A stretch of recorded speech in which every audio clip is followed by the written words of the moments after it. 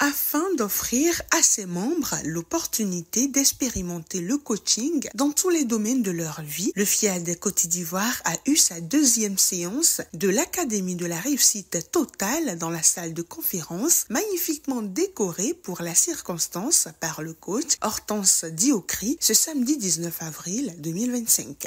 Distingués invités, nous vous rendons grade, qualité, distinction. Recevez les chaleureuses salutations empreintes d'amour, de respect et de haute considération. Je suis heureuse de passer ce merveilleux moment à l'Académie de la réussite totale en votre compagnie.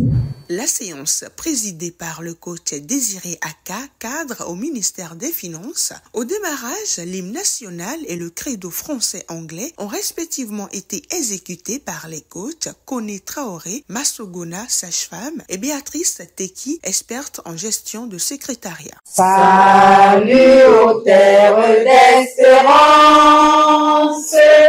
Je m'engage à regarder le côté ensoleillé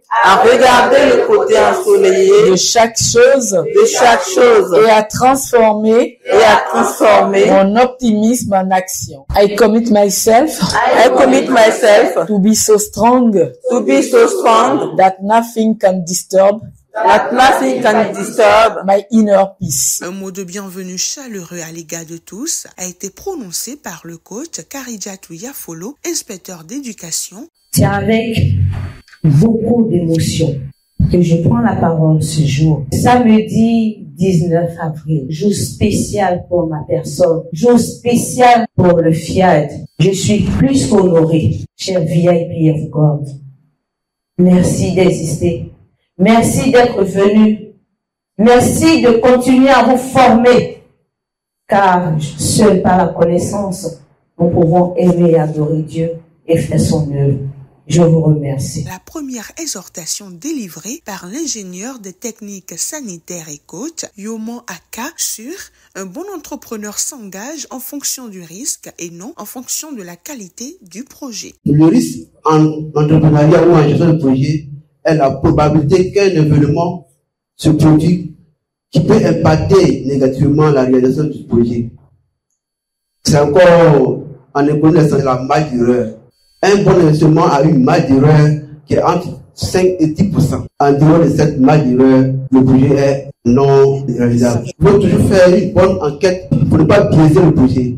Parfois, on voit des projets qui fonctionnent dans une localité, mais qui échouent d'ailleurs. Réaliser un projet qui fonctionne ailleurs, il faut toujours faire d'abord l'étude du lieu et la vision. Conclusion veut dire qu'un entrepreneur s'engage quand le risque est faible, 5%, 10%. Mais aussi, il doit tenir compte de la réalité du terrain et le besoin de la population. La compétence métier était le thème de la deuxième exhortation confiée à la présidente d'antenne, le coach Félicité Ndiaye. La compétence du métier, c'est la maîtrise des savoir-faire et des savoir-être requis pour réussir dans un domaine professionnel spécifique. Mais est-ce toujours le cas? Être compétent dans ce que l'on fait, c'est aussi grandir intérieurement. C'est se découvrir capable, utile, valorisé. C'est bâtir sa confiance en soi, non pas sur des mots, mais sur des preuves concrètes issues de son savoir-faire, de son savoir-être. La compétence du métier, c'est montrer aux autres qu'il compte, faire des choses avec amour, être utile aux autres. Chacun de nous a une vocation, un domaine de compétence où il peut briller. Et pour y briller, il faut apprendre comme le conseil PM. Tous les jours, il faut se former. La compétence se développe comme un muscle. Si tu veux évoluer dans ta vie, ne néglige pas ton métier. Forme-toi. Une troisième exhortation fait son apparition sous le thème de la gratitude au service du bonheur conjugal avec pour auteur le coach Marguerite Yaye Irité, hôtelière à la retraite. Pourquoi la gratitude doit être au service du bonheur conjugal? Voici une vérité essentielle. Notre partenaire peut vivre sans nous. Il ne nous doit rien.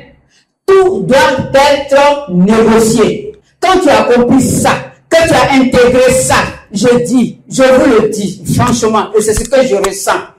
Tu vis dans la gratitude perpétuelle.